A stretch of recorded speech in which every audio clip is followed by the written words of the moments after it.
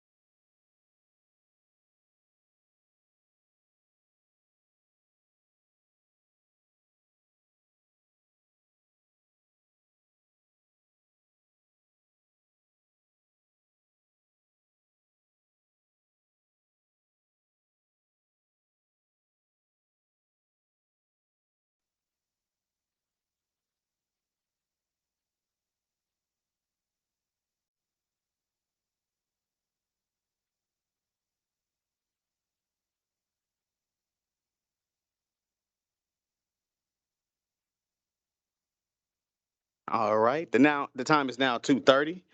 Want to welcome all to the July 27, 2022 Bicycle Advisory Committee meeting. My name is Brandon Mosley. I'm staff with the Planning Development Department. Next slide. All right, I want to read the BAC mission. The BAC mission is to advise and to make recommendations to the commission and the director on issues related to bicycling in the city, including but not limited to amendments to the bike plan, bicycle safety and education, implementation of the bike plan, development of strategies for funding projects related to bicycling, and promoting public participation in bicycling. The BAC vision by 2027, the city will be a safer, more accessible, gold level, bike friendly city. Next slide. All right. I'll do a roll call of the committee members. Oh, it's a small delay. So start with Chair Tom Thompson, Present. Vice Chair Alejandro Perez, Tracy Alexander, Leah Chambers, Adam Williams, Carl B. Salazar, Christine Anthony Miller, Present. Beth Martin, Lisa Griff, Present. Trevor Reitman,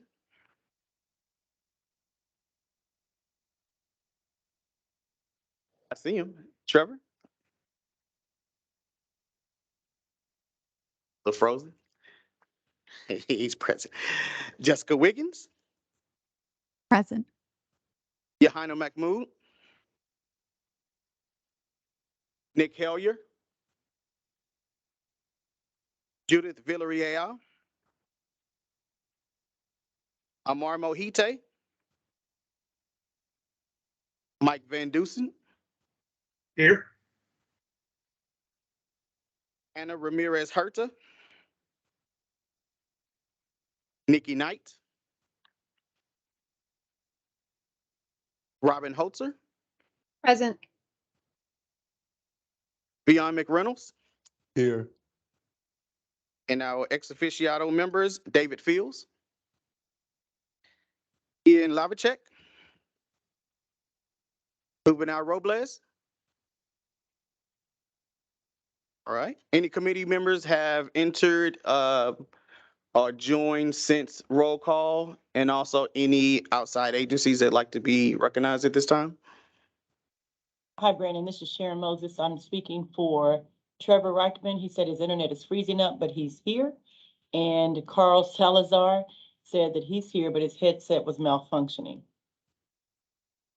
Thank you, Sharon. I have those members present. Thank you.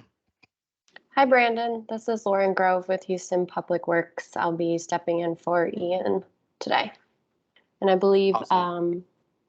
Virginia Lynn might also be here from Houston Public Works. Awesome. Thank you. Welcome. Next slide. Before we go on, we Yes. do not have a quorum. So we won't be able to vote on the minutes and the one other agenda action item we had today until somebody else joins us. I'll keep note of that. Thank you.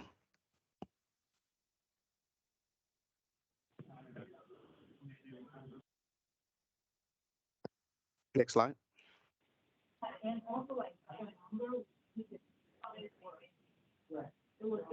Is anyone there? Hello? All right, want to make sure when's a good time to say. This is during Microsoft Team meeting instructions. The agendas and slides are accessible here at the Houston Bike Plan website. If you can also join by phone dialing in the number 936-755-1521 using the ID 714-820-151#. Next slide.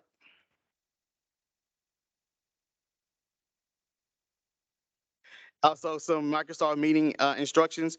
Please remember to stay on mute unless identified by the chair. If you're connecting via phone, please unmute by pressing *6. Next slide. Before you is our agenda, and so we'll get started with the director's report.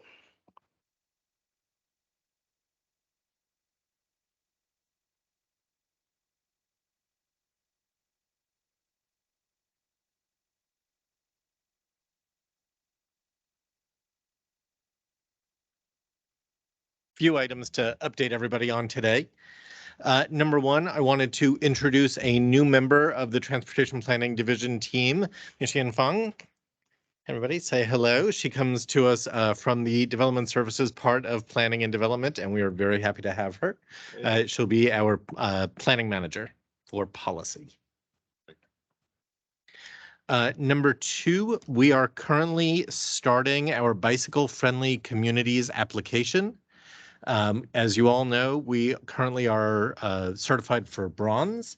We have a goal in 5 years from now to achieve gold level status. So if, knock on wood, things go well, we maybe could get to silver this time around. It is a very heavy work effort. It is 83 pages long.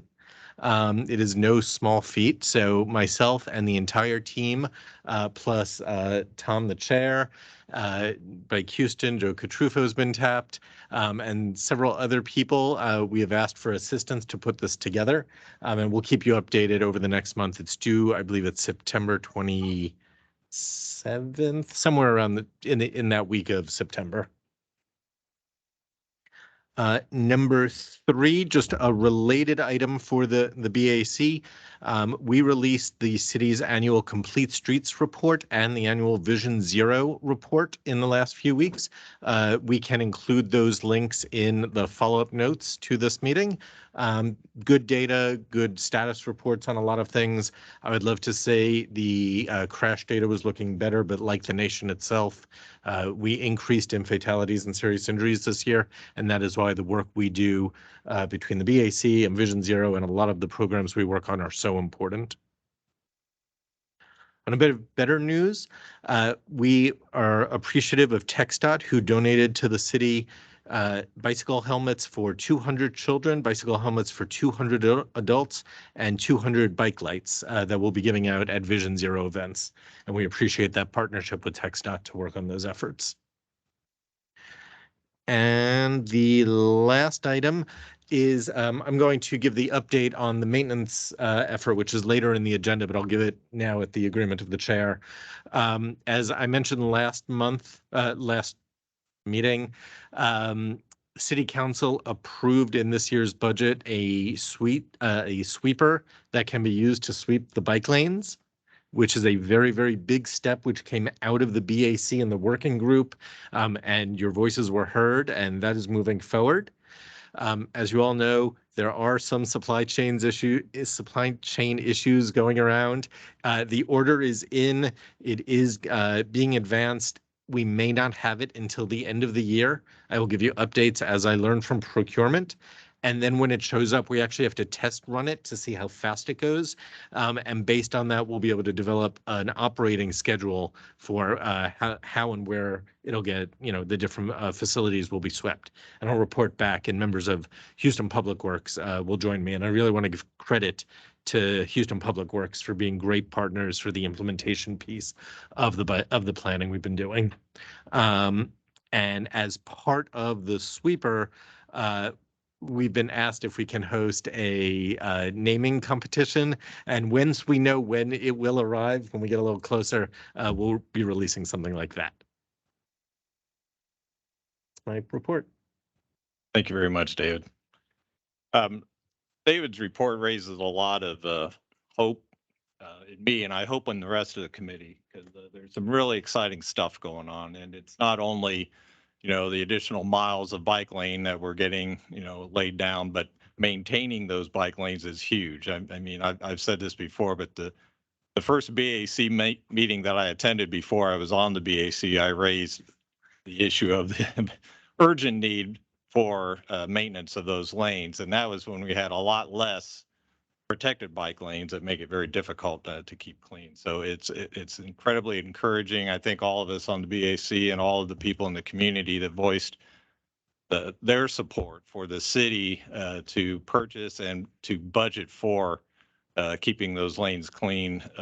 We can all take pride in that. And a lot of comfort also that the mayor and the council have continued to show their support and commitment for the bike plan and for building and maintaining bikeways. It's very exciting. As David mentioned, the bicycle friendly communities application is a big deal. I didn't realize it was 83 pages until I saw the link for it. So it's going to take some work. I share David's hope that we will attain silver status. There's just not only so much that we've done over the past few years. When was the last one? 2019? What are we in now? I think it was 28. Maybe in 18, yeah. But so we've come so far just in that short, well, now 4 years, and we've got so much planned. We're making such progress. I would hope that the league would recognize not only what we've done but where we're heading. So we're really looking forward to helping out with that and seeing what the results are of it. I did want to show a couple of pictures, Brandon, if you can bring those up, of some of the, pardon the pun, but concrete results that we show here. So this first one, this is what friends of mine and I call the MKT Spur, which is the connection between the White Oak Bayou Greenway and the MKT Trail at Studay Park. As a civil engineer, I can tell you when I've selected my career, back in high school, this was the kind of thing I wanted to do, is play in a huge sandbox like this. So this is pretty amazing. I had no idea. I mean, it's one thing to draw these lines on a map. It's another to actually see what's involved in doing it. So that may have something to do with how long. I think there are other reasons that I won't get into. But anyway, it's a big deal. This was actually taken 2 or 3 weeks ago. I haven't been up there for a while. I need to get up there and see how it's coming along. Really exciting to see. Next slide, please. And this is a picture I took Monday, actually. My wife and I went out. We've been up in Michigan for a few weeks, so we thought it'd be a great way to reacclimate to Houston by going on a 30-mile ride in the middle of the day. And so we went on the Braze Trail all the way to Mason Park, and just being able to do that's a big deal because there've been detours along the way for Project Braze during that period. But this is Lawndale. So this, I don't know if it's officially completed, but it's certainly getting close. This is where Lawndale crosses Braze Bayou. And I think, again, this just is indicative of the progress we're making in the city. I mean, the attention to detail, because I actually was on the sidewalk when I took this picture, but if you're in the lane, you can see where it ramps up so that you can have access to the trail. That's actually the trail ramp heading off to the right there. So it's exciting to see. We took away a traffic lane, to make this happen. That's a big deal. 5 years ago, I'm not sure that would have happened. And then, having protected lanes and having the access, the connections between the on-street and off-street bikeway. I mean, this is just really, really good to see. So I hope you all share, my enthusiasm and optimism for where we are and where we're heading. Obviously we're going to see the statistics that Commander Christine's going to be sharing are sobering. They always are, but that's why we're doing this stuff, is to make that much less. That's my report. Thank you. Thank you so much. I have a question. Yes, sir. Yeah, on the sweepers, I'll go back to that.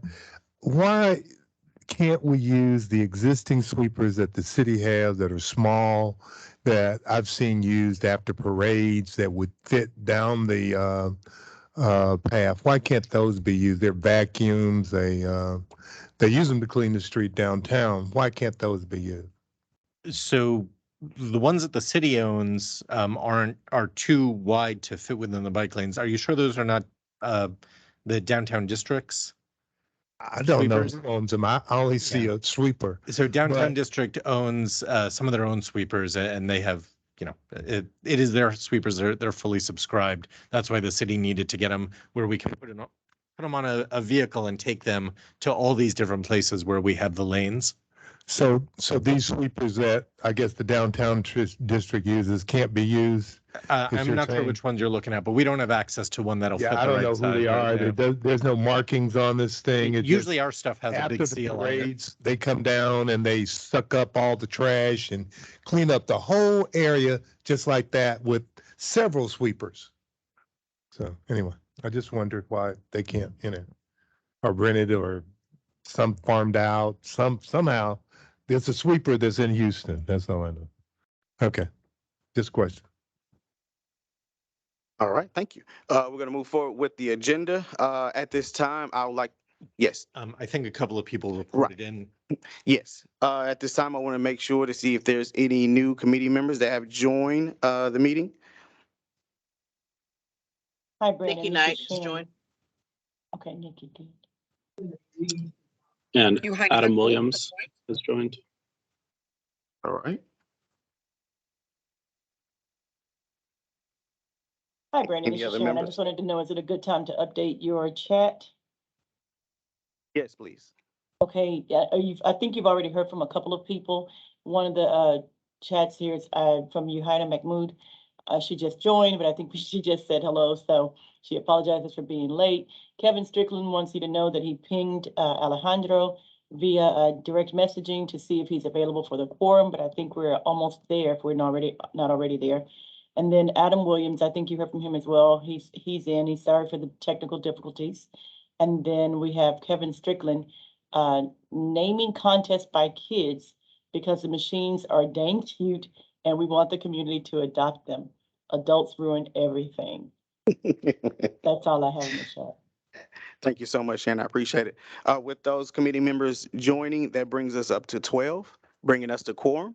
So we can move forward with the approval of April minutes.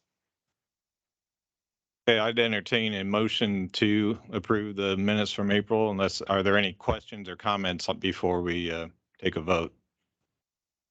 Second motion. We have a second? Second, Nikki Knight. Yes, I second. All in favor, say aye. Aye. Aye. Aye. Aye. Aye. Any opposed? Okay, minutes are approved. Thank you. Thank you. All right, moving along with the agenda, we're in the public comment section.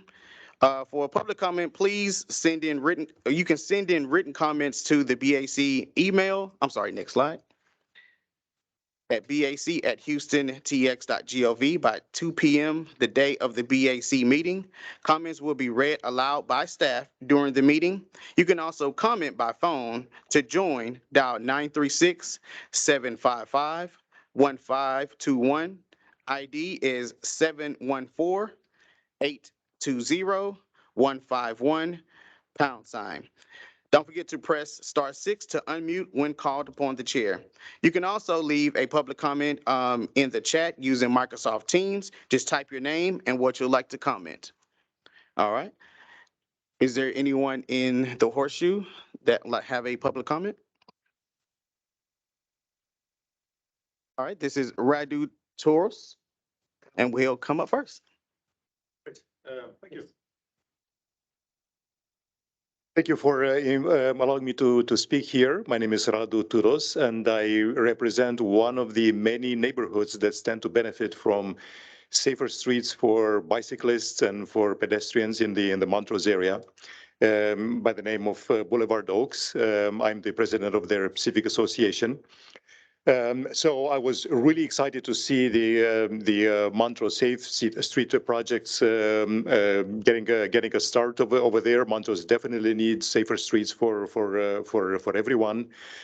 I was, however, a little taken aback to see that one of the main elements of it, which is the dedicated bicycle lanes on Mandel Street between Richmond and Westheimer, as I see them in the plans, does not have any physical protection. So they are unprotected bike lanes. And if the aim is to have Mandel a proper bicycle transportation route, which I hope it is, that is definitely not the way to go. The main safety issue on Mandel is speeding, as it is on many other streets like of its kind. The reason is all too familiar. The street is too wide, it's straight line, it doesn't have any traffic calming elements, so a lot of cars are going to speed. If we have dedicated bike lanes that are just paint only, that's really not going to change, I believe, the driver dynamic. Again, I'm pretty familiar with that street. I ride my bike there almost every day. I rode it on my way here to downtown. On the other hand, if we have a proper protected bike lane, that would, I think, add the necessary traffic calming element on Mandel. It would make the street more narrow. It would force it would induce the drivers to slow down and pay more attention. And it would improve safety really for everyone. It's not just the bicycles. Pedestrians will feel safer crossing Mandel. It would be a more narrow street that they have to navigate, and there are fewer cars speeding. Probably traffic accidents, traffic crashes would also go down, right? Less speeding vehicles, probably fewer crashes. So this is something that I think benefits everyone, not just bike riders. But of course, the focus here is the bike riders. Mandel already is one of the favorite routes for Rice University and University of St. Thomas students and staff to ride to campus. I see them every day. I live close to Mandel, and this would provide the necessary safety for these bike riders, and hopefully to encourage more people to step out of their cars and ride their bike. So I'm here to plead with you to consider having protection on the dedicated bike lane that it's already envisioned to be built on Mandel on that segment. I think this would be really important for not only for the neighborhood, but also for all the adjacent areas that use Mandel as a bicycle transportation corridor. Thank you. Great, thank you for that comment. I really appreciate it, and I agree with what you stated. David, are you familiar with that project? Can you address the concern? We're working, the city and it's a TERS-led project. So we are working with them. I don't have the details on the design other than to remember that there are many ways to slow traffic and to create comfortable bike facilities. I vaguely remember this one being similar to San Jacinto, where what we have done is have using parking spaces and paint and alternating signs to slow down traffic. But I would need to verify those plans about what's in this one. Not sure who made the plans. I just saw a presentation. Yep.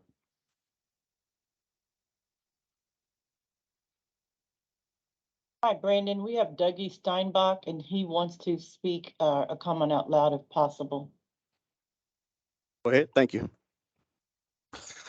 Hello, everyone. My name is Dougie Steinbach. First, I want to thank you guys, thank the Houston Bicycle Advisory Committee for doing virtual comments as well, because I could not take off. I'm actually a graduate student at Rice, and I ride my bike to school every day. So I think I speak for all the Rice community and region when I say that we need protected lanes connecting Montrose to Rice and the TMC on Mandel. So Yeah, twice in the past month, actually, leaving Rice, cars have come to rolling stops from behind me to pass me because there were no protected lanes separating me from bicycles. So these interactions leave me both frustrated and afraid to do my daily commute between Rice and Montrose.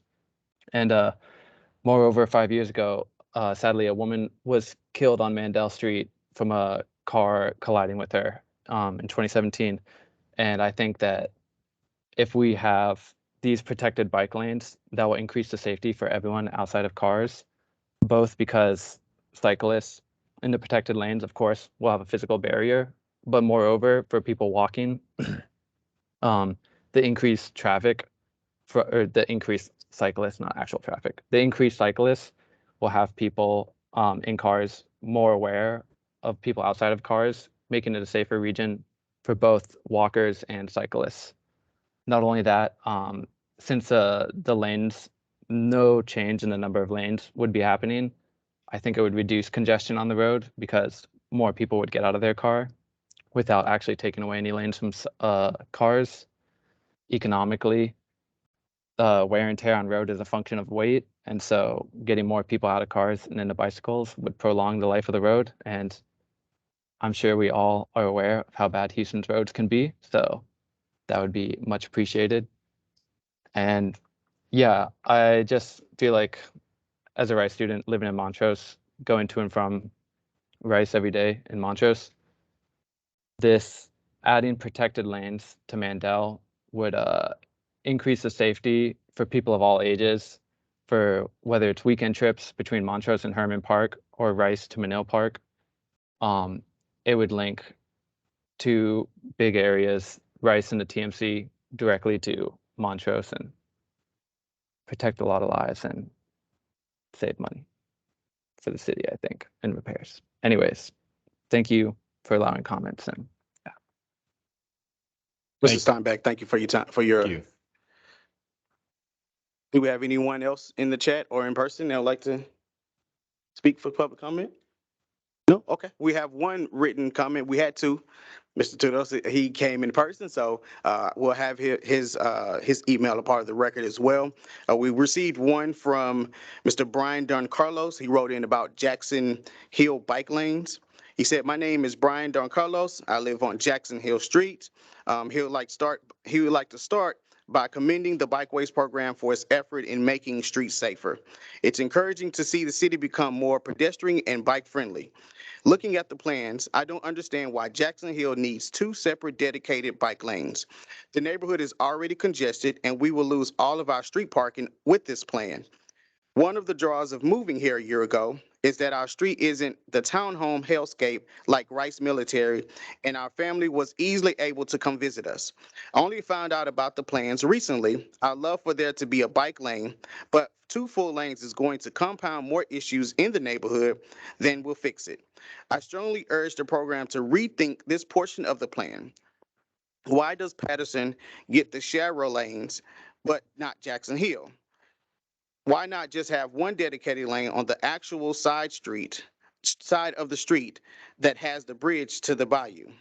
I know the thought is that this would be an amenity, but it will make day-to-day life a burden for those on the northern portion of the stretch where mostly townhomes and not apartment complex are. Thank you, Brian. Okay. All right, we're going to move forward in the agenda to Bikeway fatalities and serious injuries year to date by Commander Christine Anthony Miller. I'm sorry, I have a question. Okay. How many different types, when we say protected bike lanes, how many different types of protected bike lanes are there available? So when we ask for protected bike lanes, are we getting concrete? Are we getting the armadillos? Are we getting the green little flags or whatever? Or how many different types do we have?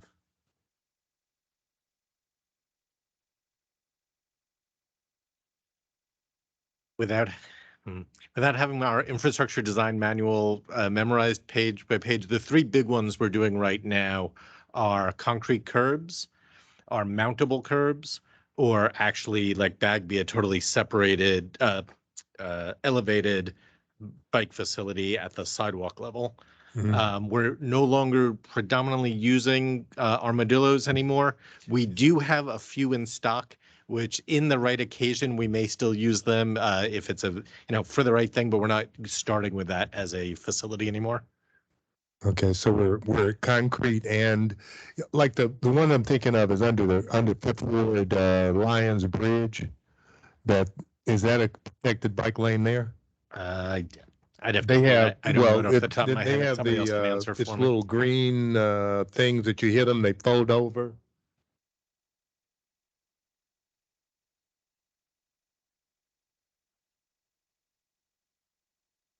Oh. Well, this is under a bridge, and they have the white ones. They have white and green are the two different, and the structure's a little bit different, so they seem to last longer or something. I don't know.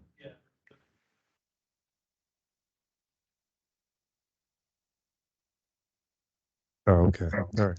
So that's enough. All right. Happy about no more armadillos? Yes, yes, I am. I mean, I started to bring one today and it escaped. I said, I'll bring one just. All right, thank you. You're welcome. Next slide.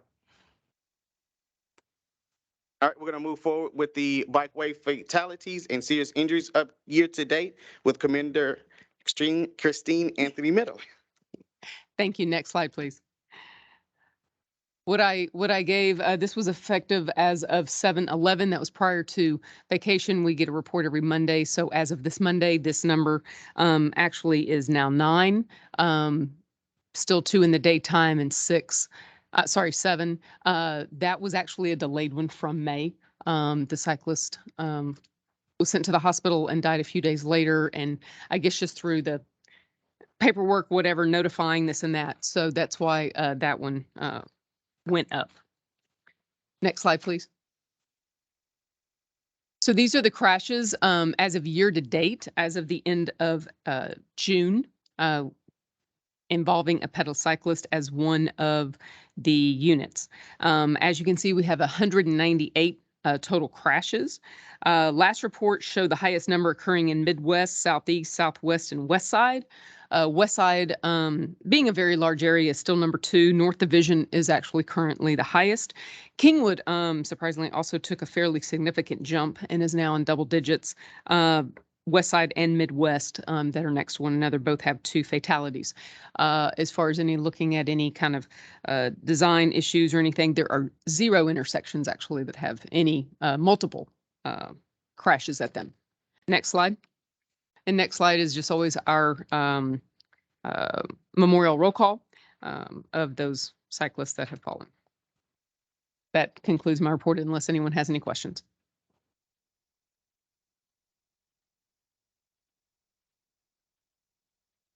All right, seeing no questions, we'll go next slide. Let me jump in here before you go, Brandon. Mike Van Dusen Yes, has thank his you. hand up. And it's Yes, been up for a while, so. Yes, my comment was on the Patterson and Jackson Street. About 3 or 4 years ago, Peter Eccles did a pop-up bikeway there at the corner of I think Scotland and Jackson Hill, where the B-cycle station is, and that showed it was not protected. It was essentially green paint on concrete.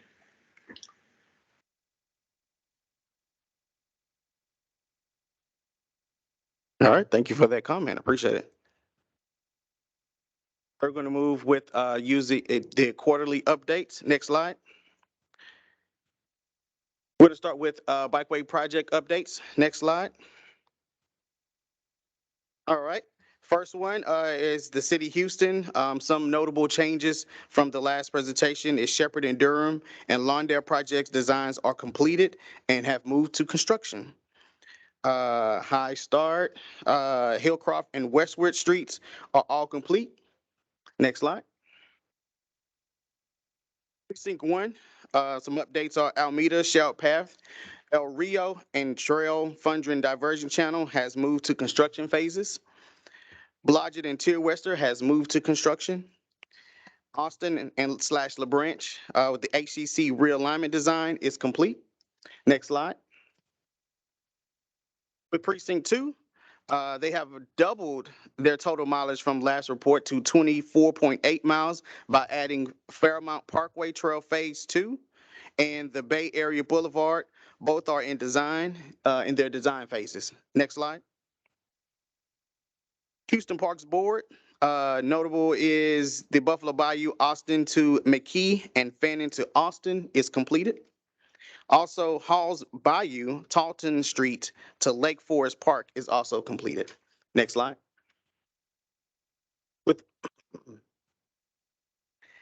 Metro, equipment has moved to 100% designed, and Manier has moved from 60% to 95% in design. Next slide. Our management district, West Chase, Walnut Bend is expected to be completed by October 2022. Next slide. Next is the TERS. There wasn't much updates on the TERS, but we know that they're working hard and moving projects forward. Next slide. With TxDOT, we did not get an update with TxDOT, but we are working diligently to coordinate with the agency and we'll update this slide when data comes available. Next slide. Brandon, I'm sorry. Yes. could I ask a few, couple questions on the Yes. project update? Yes.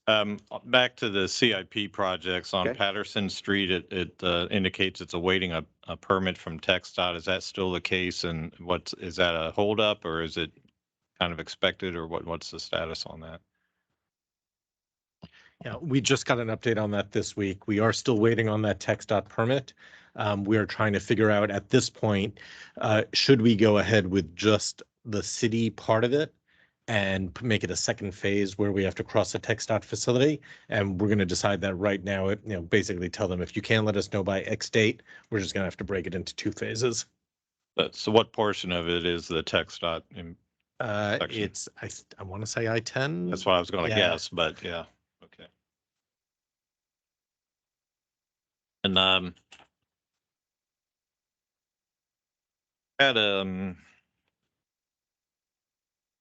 also on the CIP, there's a West Park project. What are the endpoints of that one? It's about 9/10 of a mile. That one, I'm not sure. Lauren may be available. We Not can get sure. it for you though. We'll get it for you. Yeah, in general, and it looks like you're adding endpoints to most of these or several of them anyway, but in general, that would be very helpful to know what to start and finish. We'll do. I'll get that information to you. Any other questions about? There's a question. This is a Parks Board, and I saw that Lisa's on the call. It indicates in the notes, new route on Elysian and a temporary detour on Commerce. So I believe was the original plan to have it all off street, and that changed for some reason, or what's going on with that? The Austin to McKee. Yes, I believe that was the plan. I will have to check on why exactly the plan has changed for you and get back to you. Okay, thank you. I think that's all the questions I had on that, Brandon. Thank you. Thank you. Any other additional questions from the commission?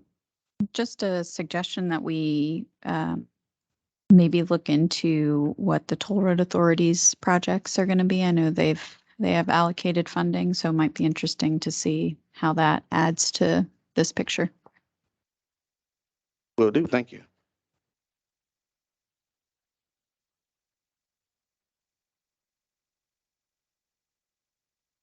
Next slide. All right, moving to no parking in bike lane. As of July 24th, 2022, there have been 135 citations issued, 15 more than last time, the last report. Also collected was $9,045, addition of a little over 2,500, 14 completed trainings, which is a +4. Next slide. No parking in the bike lanes. The top 3 locations are 9100 Galveston Road with 36, 900 Bastrop Street with 24, 200 North Cesar Chavez Boulevard with 7, And we have 6 new locations. They only had 1, but these were not on the list last time. There's only 1 each, so that's what we have. Any questions about no parking in the bike lane? Yeah, I had a question. Yes. There's a whole bunch of them at 9100 Galveston Road and quite a few at 900 Bastrop. What's the reason? Any idea? That I don't know, but I can get that answer for you. But I'm sure it's I don't want to speculate, but I'll get that answer for you. Thank you. Just a question on the 14 completed trainings. Which training is that? That's the bicycle friendly driver. Awesome. Thank you. And they added with the added slides. Perfect. Thanks. All right, we'll move forward in the agenda. Next slide. David has already given his maintenance update, so we'll move forward. Next slide. We'll move forward to the strategic bikeways investments. Thank you, David. Thank you, Brandon. So this is an item we brought to the infrastructure committee at its last meeting, which was 2 months ago. Many of you are on that committee, but I will give a rehash so it will sound familiar. Nothing has changed from that last version. As you all know, the CIP includes funds for bikeway construction. For the last few years, it's been $1.1 million a year in capital construction dollars. And we, with your help, developed the Bikeways prioritization exercise that said those dollars should be prioritized for these facilities. And that made it very clear based on the priorities of equity, demand, connectivity, and safety about where we should be going next. We thought that was a very, very good step. It helped everybody through the BAC as well as the wider city understand why certain projects are picked over others, where every bike project in the bike plan falls in the queue. It's not just these are the next few, but we have the entire thing prioritized, and we'll update that every couple of years as new projects come online.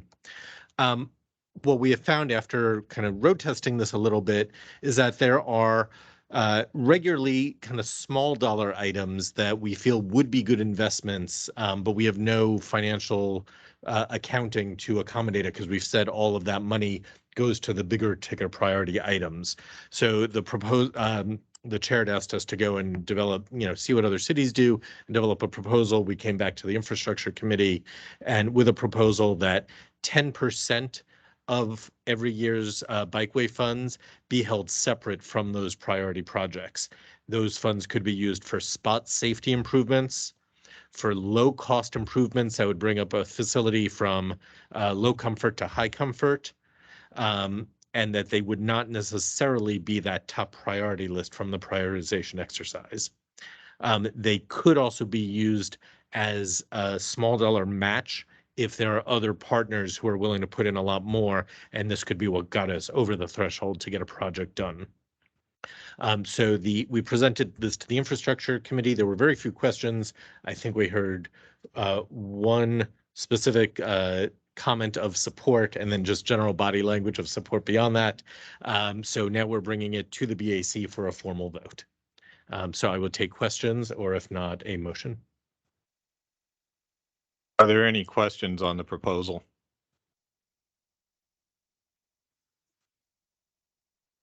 I would like to move that the BAC. I'm sorry, go ahead. Robin.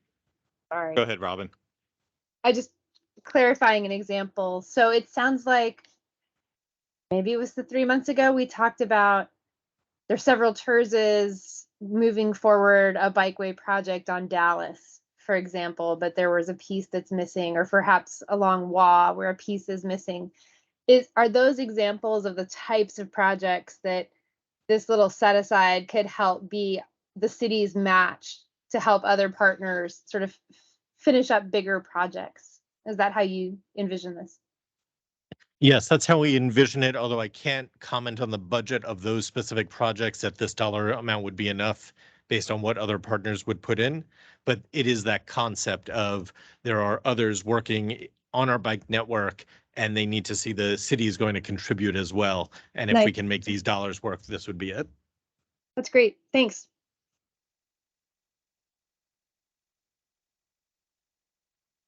there any other questions or comments? I have a question. The every year Bikeway funds, can you remind us what that is every year?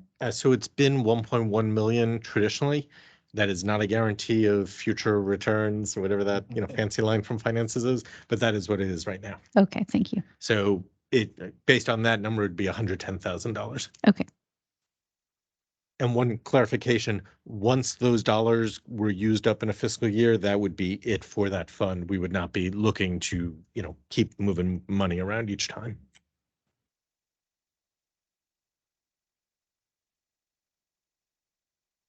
Anyone else? I would like to move that the BAC formally approve this as a policy moving forward. Any seconds? I second that. Jessica. All in favor, say aye. Aye. Aye. Aye. Hi. Any opposed? Thank you, and thank you, David, for bringing that up. Next on our agenda is open forum. And just a reminder, the open forum is intended for the members of the BAC to bring up items of discussion. I just wanted to bring up some of what we discussed at the education subcommittee. What was it, a month ago now?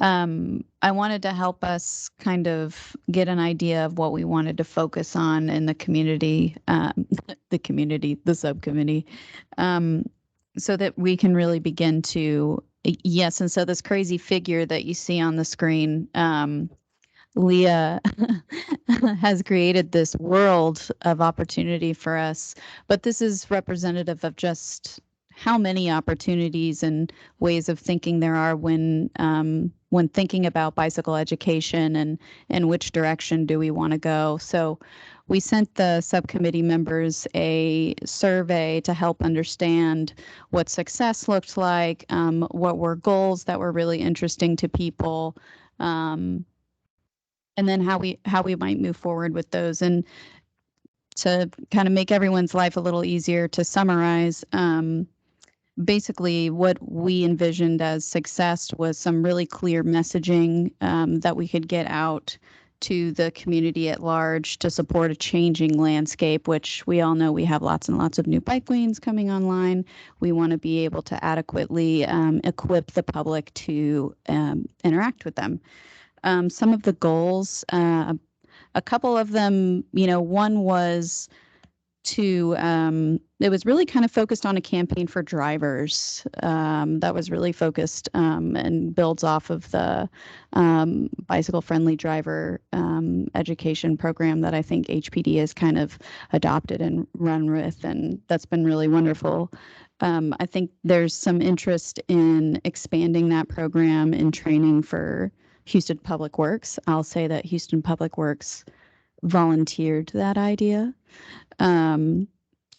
so that we're kind of not only using that curriculum for people who may be parking in bike lanes, but also for people who drive city vehicles. So that was something that we thought was really important. And then a part of that was really following up with you, Commander, and seeing kind of what the status of the bicycle friendly driver program is, and how you're currently employing it, and how we can maybe scale that up a little bit. It was an hour video. I mean that I did actually. It obviously was started by Bike Houston, and so I have to give the credit. But took that on. It was a mandatory in service for all officers a couple of years ago. It is on the talent management system, the city of Houston, as an elective course. I mean, it's loaded there, so any city employee can watch it. So I would certainly encourage any city department, particularly those driving a city vehicle. It would be great, whether part of new. Personally, I think you could do new employee orientation, or if there's required in-service classes for those. Maybe if someone is also, like if we also do defensive driving classes for those officers that are involved in at-fault accidents. Now, of course, it wouldn't have to involve a bicycle, but you could always just have that maybe as part of the disciplinary or the consequential processes. That would be my suggestion. So, yep. So is there any, because when we were developing that program, I mean, it wasn't a video, it was a person. And we also had someone kind of giving I'm not sure if we did a before and after test or just an after test. But I'm wondering how can we kind of, and it's really cool that it's already in the system for the city to utilize now, but how can we make sure that we're, collecting data on our people learning anything from this? I can watch an hour of just about anything.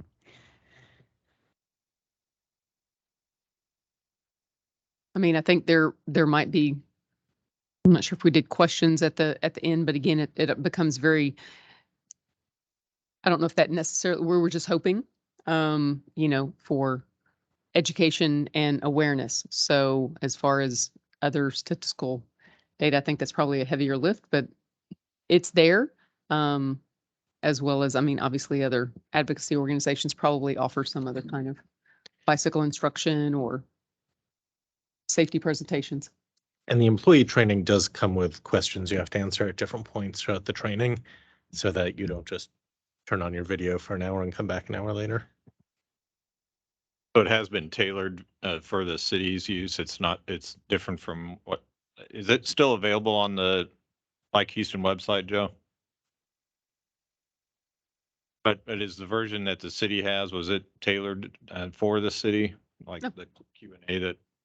No, it was tailored on Bike Houston. Oh, okay. So it's the same. It's the same. Well, it's not. So I mean, the framework was there when Dr. Ford was there. And so I worked with her. And then of course she moved anyway. I tailored it and this and that. So it is not specific to officers or anything. I mean, it's the types of protected bike lanes, pictures of that. I included a lot more pictures. But the information, the dooring videos, variety of other videos, this and that. So yeah. The only thing that was added was when it was chosen as kind of a consequence for those that received tickets from parking management about parking in the bike lane, there were slides that were added to that, and that was another agency that did that. That's good. I did not participate in that education subcommittee. Was there any discussion about reaching out potentially to local companies to offer that as part of their training? I think we were trying to think of what would be a logical next step. I think that's probably a couple steps beyond, but kind of starting with what we have just in the city, and we have a huge fleet. And so if we can do it first within the city, then we can expand to others, was the idea. And I think that makes a lot of sense. I will say, as a retiree from the energy business, safety is huge, with all the big energy companies here, and you talk about a huge population. I would think there may be some interest or receptivity to that if we approached their HR folks and said, hey, would you guys consider offering this? Yeah, I'm quite confident as well that any large corporation in Houston would jump on that in a heartbeat. We would just have to have a person to do that.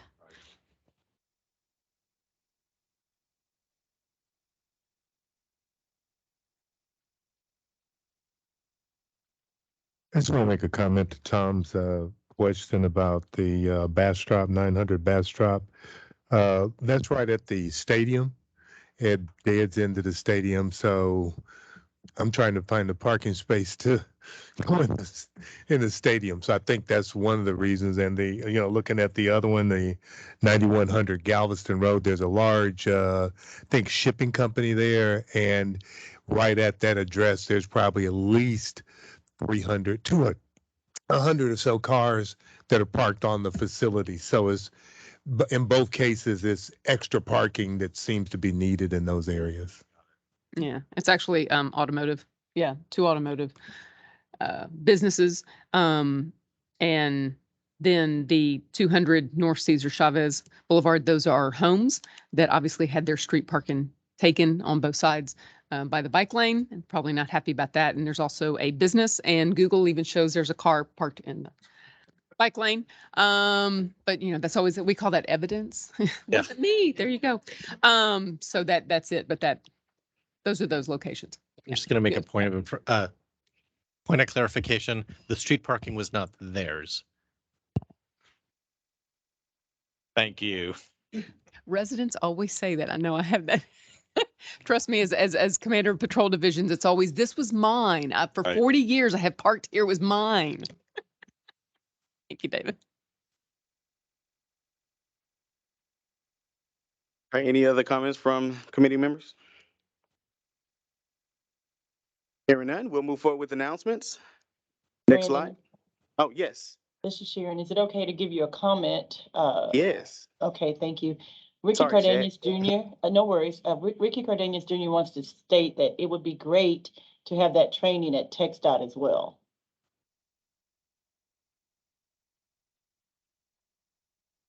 A lot of heads in agreement here, so yes, thank you for that. All right, announcements and events. We have one announcement that was submitted, sampling the City Gulfton Bike event on July 30th. It's hosted by Gulfton Super Neighborhood Council, Air Alliance Houston, and other partners would like to invite the cycling community to sample the City Gulfton Bike event Saturday, July 30th from 8 a.m. to 10 a.m. Be ahead at Barnett Balin Park, 6000 Chimney Rock Road, Houston, Texas, 77081. For more information, you can click on the registration link there. Next slide. And our next meetings, the next meeting will be our infrastructure meeting held August 24th at 2:30 in the John B. Rare Conference Room. And also we'll have a virtual option for Microsoft Teams. Following that, in September 28th will be our education subcommittee meeting at 2:30 as well, held at John B. Rare Conference Room, also on Microsoft Teams. And we'll meet right back here for the Bicycle Advisory Committee meeting, October 26th at 2:30 here at the council chambers, and also with the virtual option of Microsoft Teams. Next slide. Before we go, is there anything else in the chat? There is nothing in the chat. All right. I would like to thank everyone for their participation, for being here in person. It's good to have the energy here. And thank you for joining us online, those in person. I can't remember if I need to move to adjourn or just adjourn. You may just adjourn. Okay. Well, I'll do that, but I think this is a record time, less than an hour for a meeting. I don't think we've ever done that before. Agreed. So kudos for efficiency. Thanks everybody for your participation, and let's ever onward is my slogan. So let's keep it going. Thank you. Thanks, everyone. Thanks. Bye.